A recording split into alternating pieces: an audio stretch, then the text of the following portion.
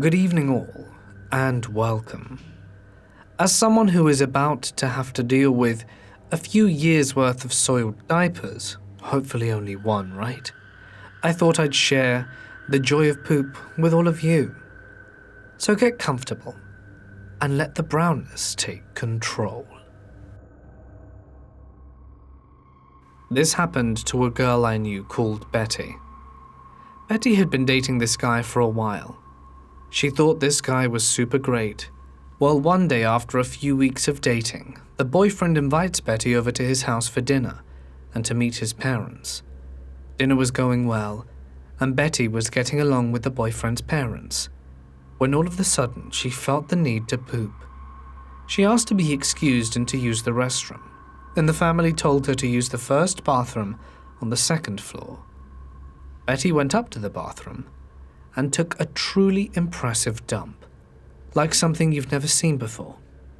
She tried to flush the toilet, but the poop wasn't going down.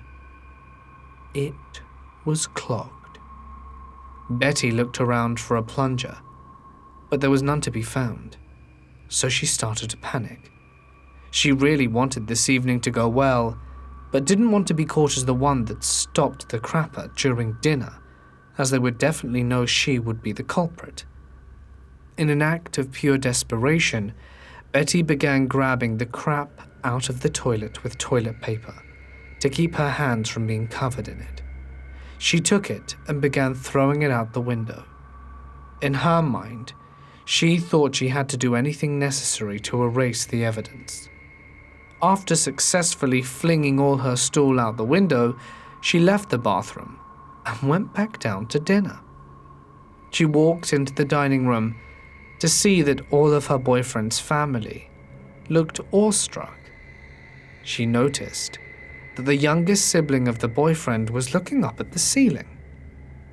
It turned out the family had one of those sky windows on the ceiling, and it happened to be located directly below the window to the second floor bathroom. The poop she had just thrown out the window had plopped right onto the sky window. Out of spectacular levels of embarrassment, Betty just left the house and went home.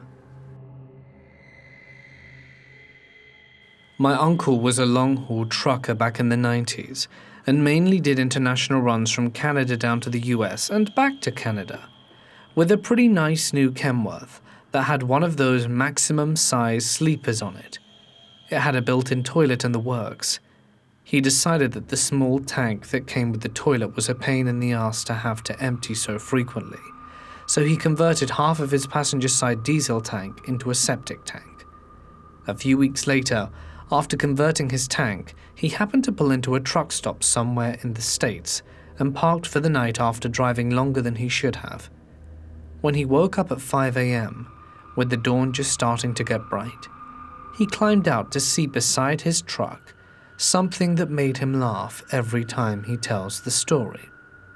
On the ground, on the right side of his truck, was a 5-gallon jerry can, a siphon hose, with one end in his tank, and the other laying on the ground, a puddle of puke and some puke footprints, and another few feet away, a puddle of puke. Another few feet away, another puddle of puke. Some dumbass tried to siphon his septic tank in the middle of the night. This poop story happened about 10 years ago when I was 25. My boyfriend at the time had met a sales goal at his work, which earned him a free trip to Mexico with his co-workers. I also got to tag along after paying my own way. Well, I'm sure many of you are familiar with the vacation constipation syndrome. Basically, you have trouble pooping when you're not home. Often when we're on vacation, we forget, or we're too busy, or simply feel uncomfortable pooping in a place which is unfamiliar. I wanted to avoid this terrible fate, so decided to take some of my herbal colon cleanse pills the night before we left. We had an early morning flight and, unfortunately, I did not receive nature's call before we left the apartment.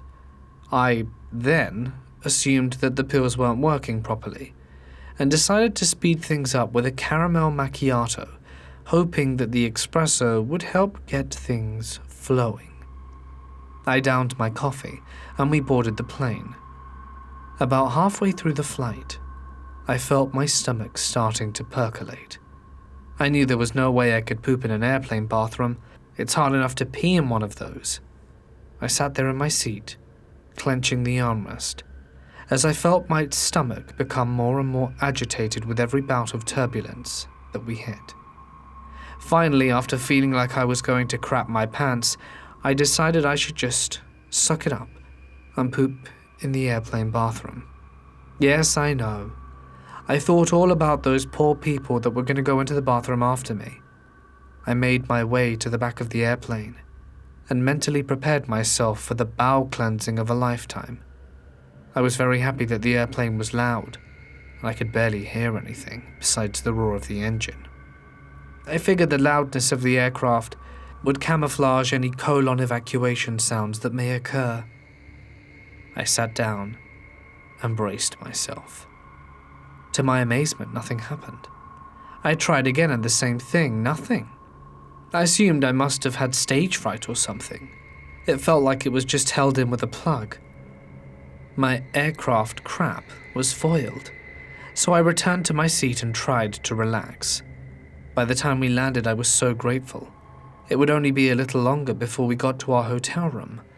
But boy, was I wrong. Apparently, we had to rush to another gate to catch a smaller plane to our real destination. Another plane ride. This ride only took about an hour, and we finally reached our destination. At this point, I was ready to release the Kraken. We grabbed our bags and went to wait for our group coach bus. My stomach was beginning to bloat, and I could tell that I had some major gas building up. I casually walked away from the group to a large planter and prayed to God to watch over me as I tried to release some of the gas, praying I wouldn't shart. I stood there releasing pretty impressively long, silent but deadly farts. Slow and steady was the key. My boyfriend walked over and asked what I was doing. I looked at the planter full of tropical foliage and told him I was just admiring the plants. We then boarded the bus. Little did I know the ride on the bus would be another 45 minutes. Finally, we reached our all-inclusive resort and I hurried off the bus. We had a large group, and everyone was trying to check in at once. A lot of the people's rooms weren't ready yet, and I began to panic when I heard that. Some of the people would have to wait an hour and a half before their room was ready. There was no way I could make it until then. When our turn to check in came up, we walked to the desk and I stood there clenching my butt cheeks, holding my moistened cool towel and melon cooler that the hotel staff had greeted us with. My boyfriend opted to upgrade a room with an ocean view, which was fortunately immediately ready with the addition of the upgrade. I was almost there, I thought.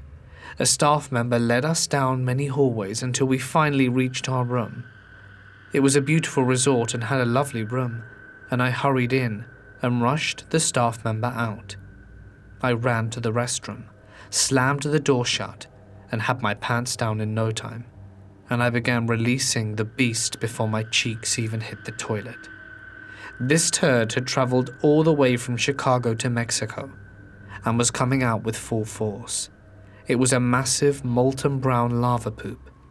I sighed with relief once everything was expelled and sat there with a smile on my face and a huge sense of relief. I admired the beautiful orange and white marble bathroom as I flushed the odorous evidence away. I exited the bathroom and proceeded to admire the rest of the room. My boyfriend, unfortunately, went to use the restroom immediately after I had, and as he walked in, all I heard was, "Oh dear God, what happened in here?" There was no way I was getting out of the blame. I explained to him that I had taken some herbal colon cleanser to get my vacation started off fresh. Well, not so fresh for him. Did I mention I broke up with him a few years later? I was tired of all his crap. Happy pooping, everyone. This happened about 45 years ago, in a steel mill town in southwestern Pennsylvania, USA, near Pittsburgh. It was a stereotypical steel town with lots of families who were second-generation American, whose grandparents had immigrated from various countries in southern or eastern Europe. None of the mothers and fathers put up with any nonsense, and discipline was enforced with wooden spoons and belts. Most people had vegetable gardens and either hedges or rows of trees along their property line. The streets were dimly lit by street lights that were placed too far apart, generally only at street corners and intersections. Most of the neighborhood was dark at night. The roads themselves were crumbling stretches of asphalt or macadam, and there were plenty of potholes or throw cars, front ends out of alignment. Small patches of trees stood on lots that were too steep to build on, so there were places to hide and play out of sight of the roads. We were 4 friends about 14 to 15, and we usually had nothing to do and nowhere to do it, so we constantly looked for something to do. Well, one night we were all sitting on a storm sewer just out of the circle of light cast by the streetlight. We were talking about what we could do before it was time to go in for the night. Some stupid ideas came up, like taking someone's ladder and climbing up into the roof, or pounding on someone's metal garbage cans until they came running out of the house to see what was going on. At some point, one of us brought up the old paper bag trick. The paper bag trick was a cruel prank that we had all heard of but never actually knew to have been played. You were supposed to take a paper bag and poop in it. Then you took the bag and set it on someone's porch in sight of the door. You lit the paper bag on fire and knocked on the door and ran and hid. Then you watched as the homeowner came out and stomped on the fire and got poop all over his shoes. We all laughed about this, and that should have been the end of it. But one of the guys left for a short time, and when he came back, he had a paper bag in his hand. It looked like we were actually going to do it. But one slight problem held us up. No one had to poop. This seemed to be an insurmountable obstacle, but then one of us remembered that there was a family around the neighborhood who had a dog, and they were a little lazy about cleaning up their yard. Another short trip to pick up a garden trowel, and we were off to harvest some dog poop. We arrived at the yard, and soon enough, the bag was about a quarter filled with fresh and old dog turds. The guy holding the bag twisted the top once to keep the odor in the bag, and we were off. Now we had a new problem. Whose porch would we choose? Everyone knew everyone in the neighborhood, and a lot of people were related through blood or marriage. On top of that, all the fathers had physical labor jobs, most of them in the steel mill, and they were not adverse to kicking kids' asses. While we argued over whose porch to choose, we saw a car's headlights start to come down the road. This was the answer to our problem. We set the bag in the middle of the road and lit it. We got the bag and put it down just outside the ring of light cast by the streetlight. One of us lit a match and set it ablaze. Then we ran to the other end of the block to watch the fun. The car stopped. Someone got out as he stamped his feet to put the flame out, and we could hear him swear all the way to the end of the block. It was a cop. We ran into a small patch of wood nearby to hide, regroup, and decide our next move. I should have mentioned earlier that this was on a high school night, and we all had to be home before long. We could see the cop car still in the road as he attempted to clean his shoes. He got into the car and started driving very slowly down the street. At one point, one of the guy's mothers started calling for him. Luckily, the cop was in the car and didn't hear. The guy was able to sneak down a dark, unlit, unpaved alley, covered only with slag. The alley led to the back gate of his house. He made it home safely. The second guy followed the first down the alley and was able to avoid the cop, who was driving on a different street, and also made it back safely, which left 2 of us. We separated and each tried to make it home. I was sneaking through a neighbor's yard when I heard someone running full tilt towards me. With nowhere to hide, I dropped flat on the ground and hoped whoever it was would pass me in the dark. It was my friend, who hadn't been able to get home. He dropped down next to me and told me to look up towards my house. I did, and saw the cop was using his spotlight to illuminate our next-door neighbor's hedges. I couldn't go home. My friend took this opportunity to run home while the cop was up by my house. He arrived home safely too. Now it was just me outside. I was worried I wouldn't be able to get home before someone called for me, and then I'd be busted for sure. However, I reasoned that if the alley had been a safe passage for the other three, it should be for me too. I walked down the alley, cut through my friend's yard, and ran across the street. Now I was only one house away from home. Lucky for me, there was a row of crabapple trees along the property line. Under those trees it was pitch black every night, and I was able to sneak through the yard under the cover of crabapples and made it to my own yard. I had a habit of carrying my house keys with me at all times. Among those keys was the one for the cellar door. While the cop was busy in the front of the house, I was able to unlock the cellar door and get in safely. That's the story of the burning paper bag trick. Like I wrote in the beginning, this happened 45 years ago. It was a very stupid thing to do for a whole load of reasons, and I do not condone doing it under any circumstances. An old friend told me about this, and it's by far one of the most bizarre poop stories I've ever heard. Karen and I were walking around a large strip mall area one afternoon when she told me about how one day years ago, her and her friend Amanda were at Walmart. I swear the weirdest people and unexplainable situations always seem to happen at Walmart. They were making their way through the store when Karen spotted a large human turd on the ground. Just a random turd on the floor in the middle of Walmart. She explained that she stopped in her tracks confused and also wondered if she was hallucinating. How did someone manage to just drop a large piece of crap on the floor like that? She asked Amanda to confirm if what she saw was in fact a poop just there, and Amanda confirmed. They both kind of just stood there puzzled when an elderly man started walking towards it. Apparently he didn't see it, slipped, then fell back first into the brown. I have no idea how he was oblivious to it, and she said his entire back was covered in the poop when he got up. It looked like it had exploded all over his back. I literally burst into uncontrollable laughter and caused a public scene. I was practically convulsing in it when she told me this. Karen was laughing too, and we both admitted that we were both a little cruel for thinking it was so funny. I mean, poor old man, he may have broken a hip, and his back was covered in some stranger's feces. I do hope he's okay though.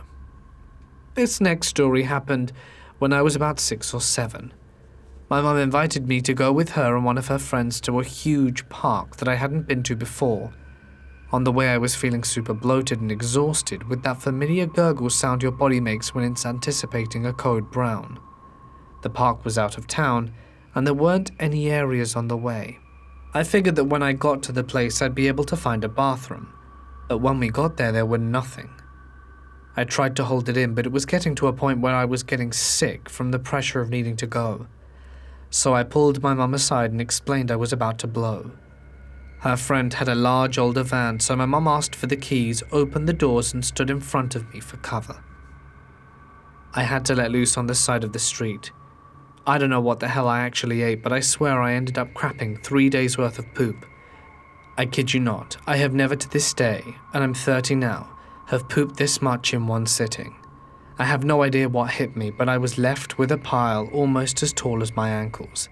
Even my mum was puzzled, wondering how a little girl could defecate this much in one go. Out of all the times in my life I had to poop this much, it had to be at a public park on the road, right? When I was barely finished, a little black poodle came up to us, and to our horror, it fancied the pile. I have never seen a dog in more glee than this in my life. It was pretty much swimming in my feces, rolling around with it and eating it. It just completely immersed itself in my crap. My mum was worried the owner would find us and we'd get in trouble, so she quickly got me in the van, called over her friend and had us leave. I was too tired to care about the owner of the dog or to even laugh at this point because I was so tired. I literally blacked out as soon as I got into the van. I was exhausted from pooping such an epic load, and to this day my mum still occasionally brings up the story to embarrass me and to also reflect upon. If that were my dog, I'd have to disown it. Can you imagine taking your dog to the park and returning it completely head to toe, covered in human waste? Most poop stories you've heard have probably been pretty funny, but I have one for you that is actually one of the most tragic experiences to date that's ever happened to me, and I'm still haunted by it. It happened about 5 years ago. I was moving from Colorado to Washington State. I didn't have many things. I'm quite the minimalist. Everything I owned was enough to go with me on a Greyhound bus. To those of you who are unfamiliar with Greyhound, let me start off by saying that it is the most ghetto transportation in the States. I wish I would have just taken a plane instead, but I was trying to save money, so I regrettably took Greyhound. It doesn't check your baggage, and it basically has zero standards of who you are to use it. As long as you have money and they don't catch you with drugs, they allow the scum of the earth to use their transportation. Well, I arrived at the station about 20 minutes before boarding because my ride was late. It's noteworthy to always be much earlier if you ever find yourself taking a Greyhound, or else you'll be picking your seat last and end up getting one of the worst like I did. I was the last to board, and the seat I ended up sitting in was broken and extremely uncomfortable. About an hour and a half on the road and the bus makes its first stop, in Green River, Utah. Everyone gets out to stretch their legs, and I needed to use the restroom. And here's where the horror story begins. The restroom only had 2 stalls and several people making a queue so long that I was standing by the snack aisle.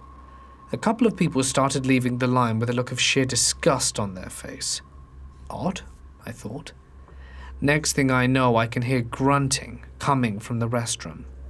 Given how many people had left at this point, the line sped up considerably, and now I was in the restroom itself when I saw a woman with her pants around her ankles, bare ass in the sink, taking a heaping pile of crap that smelled so bad I thought I was going to cry.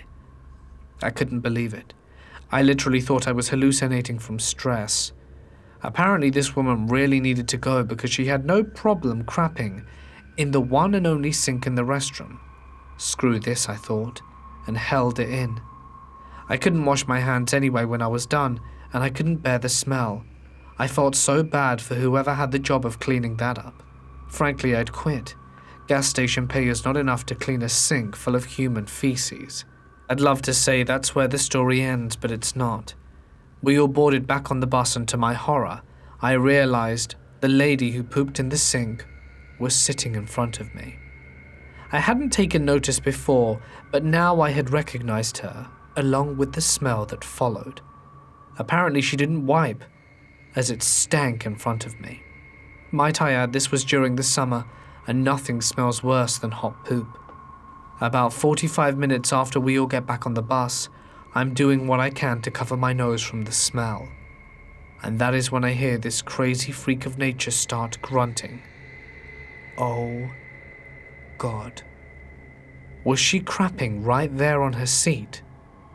She was grunting a good 5 minutes or so, and at each minute, the smell intensified to unbearable levels. I actually began crying in my seat.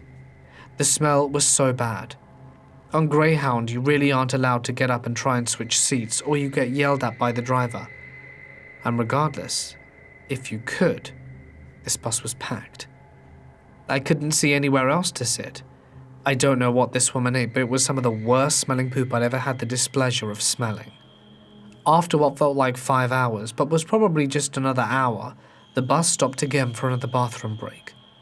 I got off the bus and immediately pulled the bus driver aside to explain the situation, crying and begging for him to remove the woman from the bus. Clearly she wasn't stable, and soiling the bus made the entire back end of it unbearable. Now this goes to show how disregarding Greyhound employees are. Instead of removing this woman and cleaning the seat, he simply had me relocate and sit next to the most disrespectful excuse for a human being up front, where there was an open seat next to him. The guy I ended up sitting next to told me off the entire drive to the next boarding station, which was a good 2 hours, saying how he didn't want anyone next to him, calling me all sorts of names, and even yelled at the driver about me being there. The driver just ignored him, and I'll never take a Greyhound again. It's worth the extra money to take the plane. My second story involves my mum. She used to work at this centre that helped a lot of people with disabilities to learn independence and get jobs. When I was 4, she met John, a man who had cerebral palsy and other mental disabilities. I'm not aware of the specifics. He also had one leg that was significantly longer than the other and had to wear a special boot to compensate for walking. I grew up with John, and he quickly became a second grandpa to me. He legitimately looked like, sounded like, and even acted like Mermaid Man from SpongeBob. My mom would take him grocery shopping, and we'd take him out to dinner and watch movies often, and even invited him to our home on some occasions. When I was about 13, the following story took place. We were in the process of moving from the home we were at, and had just carpet shampooed everything. John had dinner with us that day, and we were about to get him to take him home when my brother called. My brother lives out of state and rarely calls, so my mom really wanted to take the call. John was sitting on this little shower chair he brought with him, as he found it easier to get on and up from than our other furniture. Thank God he had this chair, because it would have been so much worse if he was sitting on something else. John was sitting 5 or 6 feet away from the bathroom when he said to my mum that he needs to use it. My mum points to the bathroom right next to him and says, "Okay, it's right there," and goes back to the phone. I'm watching from the couch. John looks a bit frustrated and tells her again how he needs to use the bathroom, and my mum just pointed to where it was.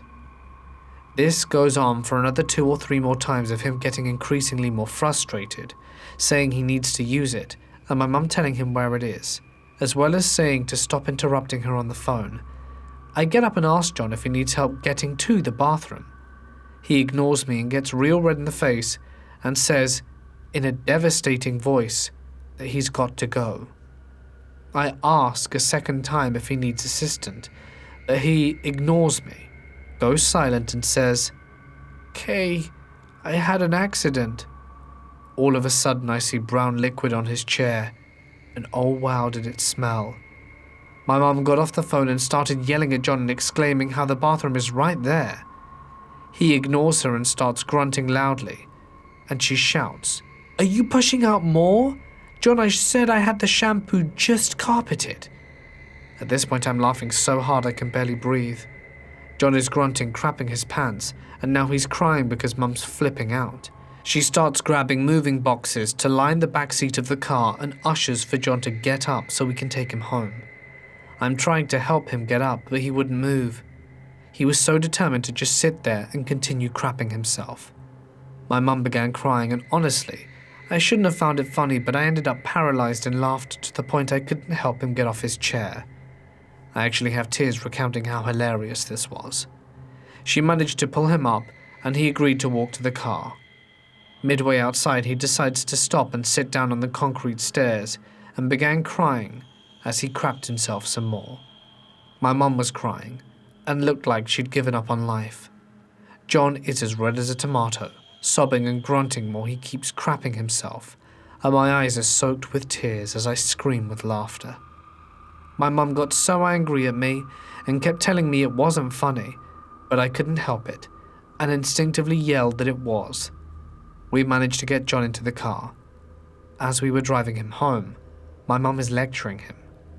I'm still laughing hysterically, and not even a minute after he apologizes, he started grunting and crapping more in our back seat. My mum yells, "Are you still going?" I guess because I was laughing, John laughed a little and said he was sorry again, and then continued to sob and defecate. The smell was so bad we got him home, and as he got there his entire bum and upper legs were drenched in poop. The boxes didn't protect the amount of liquid that bled through and soiled the car seat. We couldn't get the smell out for 3 months or so, and he was banned from being in our car for quite a while. My mum felt bad for not letting him in our car for so long, as we were the only real friends he had that would give him rides and such. One night we made another mistake and asked if he wanted to go for a night ride. I had to go to Kmart to take something back, and he lived in the area, so we thought it would be a quick drive to get from, and believed he learnt his lesson. But sure enough, we were very wrong, and when we got to Kmart, we specifically told John that if he needed to use the bathroom, he needed to unlock the door and go in. We asked him to please never poop in our car again. He got flustered and said he wouldn't, and we stupidly believed him. We were in the store no longer than 5 minutes, when we resumed to a sobbing John. We thought someone had tried to break in or something. Panicked as to why he was crying and asked what was wrong. "I'm sorry," he said. "I had another accident." This time, though, we waited to grunt some more until we took him home. As soon as he got out the car, he just stood there and began crapping himself. I will never know why. He'd rather soil himself than use the toilet. I'm a janitor, and I was cleaning a neighborhood's community party/pool house. It was a beautiful Friday afternoon, some of the warmest weather Ohio had seen in months. Spring on the horizon. I was enjoying this day at work, cleaning once a month, a job that I had had for a few years now. It was time to tend the bathroom, spraying down the women's, then going into the men's. Upon entering the men's room, there was an awful stench. A fair mass of poop had greeted me at the toilet. Someone took a dump and didn't flush. No problem, gross, but I'm used to it. I pulled down the lever to kiss it goodbye, thinking all was well, but it wasn't. Turd lumps and watery diarrhea rapidly flooded to the surface of the toilet rim, back for revenge from me trying to flush it away. My first thought was, oh crap, and I immediately went for the plunger, but there wasn't one. Panic deluged my mind, and I ran to find one.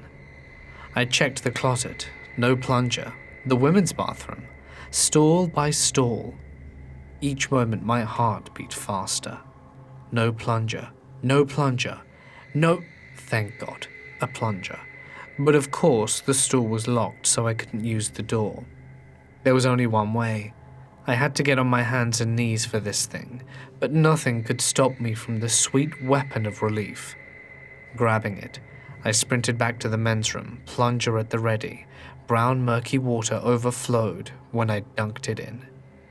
It was the most vile sight I've seen in my 4 years of janitorial work.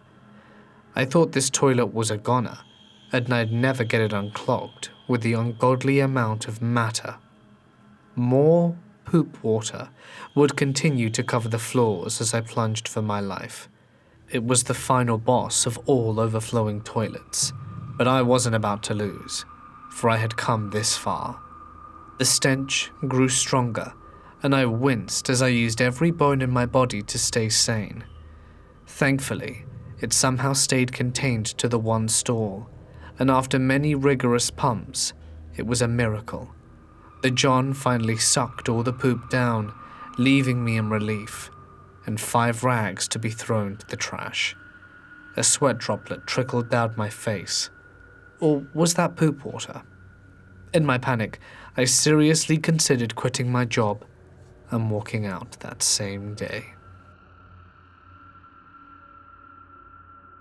This happened about 15 years ago, where my friends and I went walking in the woods in West Michigan during early spring, where there weren't any leaves on the trees, and the ground was pretty matted down after the winter. We were having fun on shrooms and taking a long walk when I spotted a small sealed jar, so I picked it up, and there was something inside. I got excited because it looked really old and seemed like someone either lost it or wanted someone to find a time capsule or something cool. Anyway, I opened it up, and it was poop. That was the highlight of my day. Let me take you back a few years. I was hungover as hell the morning after my buddy's bachelor party camping trip, and I felt the night before beers and pork rumbling. I took off down the path with a shovel and my mountain money. An incredible view paid out before me. The coast of Big Sur, the mountains, the blue sky above, and I found a clearing free from view of the campsite. The ground was covered with gopher mounds and was quite soft. I dug a small hole, fairly deep, and took my pants down to my ankles. Oh man, the rumbling was getting more frequent and louder. I sunk into a deep squat over the hole, keeping my balance by supporting myself on the shovel handle, when a rustling noise behind me gave me notice. I turn around and see a rattlesnake 18 inches from my butthole. My blood ran cold. This thing had the body the size of a Coke can, and I was 2 to 3 hours away from a hospital. My body sucked up my impending release, and I spun rapidly, trying to bring my pants up and clutch the shovel in a striking position at the same time. We held eye contact as I slowly backed away. Hell, I'm too hungover for this. The snake pops down into one of the holes that I assumed were gopher holes. I hope to God those weren't all rattlesnake holes, but that's all I can imagine. I'm not about to play a deadly game of whack-a-mole with a field full of rattlesnakes. I took off at a 45-degree angle to the last position of the snake, and at the time that seemed strategic. Pale white and out of breath, I made it back to camp, and I had to tell my friends I almost just crapped on a rattlesnake. I still had to go when I finally gathered enough courage to try again, and I chose a spot about 15 feet from camp. I have resided in Japan for almost 5 years, and as you can imagine, have pooped many times in many different locations over the years. The benefit of bathrooms here is that they have much more privacy than one would expect in the West.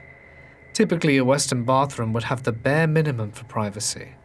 There's usually a 1-foot gap along the top and bottom of the stall, and a 1-inch gap on either side of the small door. For many Japanese people who have traveled abroad, this has been a huge source of culture shock, and I can't say that I blame them. In my personal experience, there have been numerous occasions where people partook in finger-painting all over the stall with either menstrual blood or poop all over the stall. Having previously cleaned many bathrooms in my 10+ years working in retail before I came to Japan, and I can attest that the women's bathrooms are always worse than the men's. However, in Japan, this has been extremely rare in my experience. Not only is Japan overall cleaner, and there is far less litter in public places despite the lack of garbage cans. As a side note, the garbage cans were eliminated as a safety measure following the 1995 sarin gas attack on the Tokyo subway system. The cleanliness extends to the bathrooms. All bathrooms have full privacy with a stall door that covers from top to bottom with no gaps. Most are equipped with Western-style toilets that come with a washlet. Washlets are a godsend because the toilet seats are heated, and this is especially nice in the winter. There are controls to wash your butt, and there's also a flushing sound for added privacy while you do your business. I did notice, though, that most train station bathrooms don't provide washlets or privacy buttons. Depending on where you go, the availability of these Western-style toilets varies. Some train station bathrooms are equipped with mostly squat toilets, and only one Western. Other older buildings may only have squat toilets. It goes without saying that these squat toilets don't come with a washlet or privacy button. What sucks about these toilets is that you have to be able to aim well. For me, it was a bit of a learning curve, and my pee didn't always make it to the toilet. I did, however, use liberal amounts of toilet paper to do my best to clean up after my mess, trying to be a good human and all of that. My workplace has a location in an older building that has a squat toilet. For the most part, the building has traditional sliding doors, so of course you can hear everything no matter where you are located in the small building. One day, I was sent to work early to prepare for my English lesson as usual. Next door to me, another teacher was setting up an upper elementary school class. Then, I felt a huge dump coming that I couldn't ignore. I went to the bathroom. I swear to God, with every single push that I made to poop, It was accompanied with a trombone-like fart that was beautifully highlighted by the echo chamber beneath my butt. I eventually finished my business and slinked back to work. Nobody in the class said anything, but I guarantee they heard everything. I told my supervisor about the latter, and she said to me, "It can't be helped." This was not the first time this happened to me, where my dumps were audible enough for other people to hear. There was one more story, from maybe about 6 to 8 months ago. It was another occasion when I desperately needed to go to the bathroom at a train station during my commute home from work. When I got to the ladies' bathroom, I about gagged upon myself at the sight of an orangey soupy mixture in one of the largest sinks that was presented before me. I swear that someone must have chundered their entire week's worth of meals with how much of the substance was in the sink. This happened when I was 11 or 12. I grew up in a fairly rural area. Our immediate neighborhood had a regular block of houses, one next to the other, and the entire area was surrounded by almond orchards. Like most kids, we would wander around the neighborhood hanging out and doing whatever. I lived at the very end of our road, where the country road stopped and turned to dirt. The nearest neighbors who had kids in our age group lived a couple of 100 yards across one of the almond orchards. Their son and I, Nathan, would mess around just down the street near both our houses. Well, one day, while some of our neighbors were on vacation, we decided to climb the wooden fence at the back corner of their backyard where the fence met the detached garage. Anyway, we climbed this fence and were just standing around looking at the garage and the nearby storage shed. We were about to climb back over the fence and go elsewhere when suddenly I felt a debilitating cramp that forced me to bend over. I said to Nathan, "Hey, wait a minute."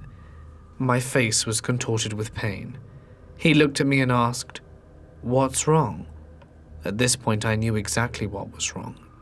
I immediately began scanning the ground somewhere with weeds for a bit of old newspaper, and then I began to unbutton my pants. And in an excited and heightened voice, Nathan said, "What are you doing? Are you gonna poop?"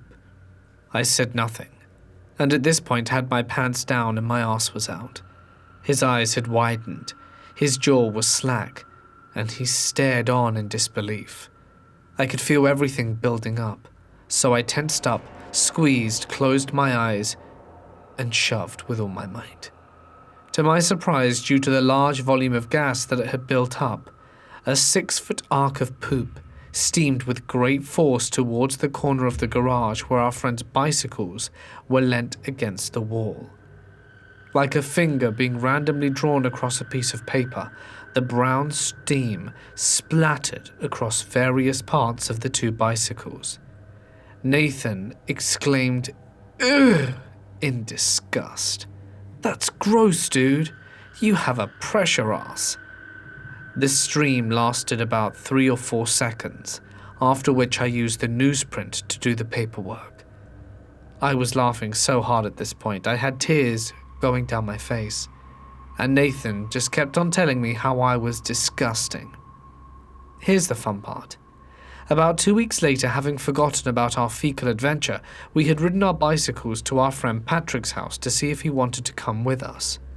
Now, if you've ever seen the old 1960s TV show called The Munsters, Patrick looked like the kid named Eddie Munster, except with a high, almost shrill voice.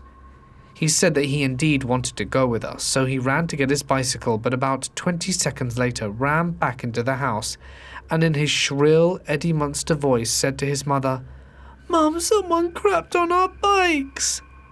Yes, these were the neighbors whose backyards we had violated. I immediately felt a cold streak of fear and embarrassment rushed up and down my body, and said that we would be out in the street whenever he was ready. We then got the hell out of there. Nathan said, "See, dumbass, I told you shouldn't have done that," but I just began laughing again. Years later, I told Patrick that it was me who had crapped on his bicycle. He just called me a prick and started to laugh. Hey guys, it's Mort here, and thank you so much for joining me on tonight's installment of Poop Stories. They are always quite fun to do. If you did enjoy this story, feel free to let me know down below. Don't forget that subscribing and pressing the bell icon are not just meaningless words that I say, but things that you should do with your fingers and or mouses and pointers and stuff. So go ahead and do that now, because you want to know when I post. Speaking of which, tomorrow is the collaboration with Let's Read, so you really want to know when I post. So go ahead, subscribe and stuff.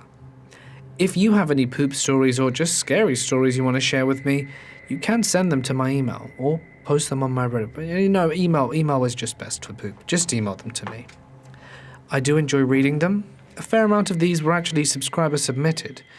So, thank you to all those brave subscribers who shared some of their more intimate moments, should I say. They are hilarious poop stories, but to the people who have to clean them up, it is certainly horrifying. I think I've read in previous comments that they'd rather encounter cryptids than have to clean up other people's mess, and I don't blame them. But anyway, as always, a huge thank you to my amazing members and patrons whose names can be seen on screen. You guys are amazing, beyond amazing, and I love you all so much. Thank you for continuing to help me keep everything ticking over here at Mortis Media. But that's it for now. I'll see you tomorrow for the collaboration with Let's Read. Don't be late. Stay awesome, and I'll see you in the next one.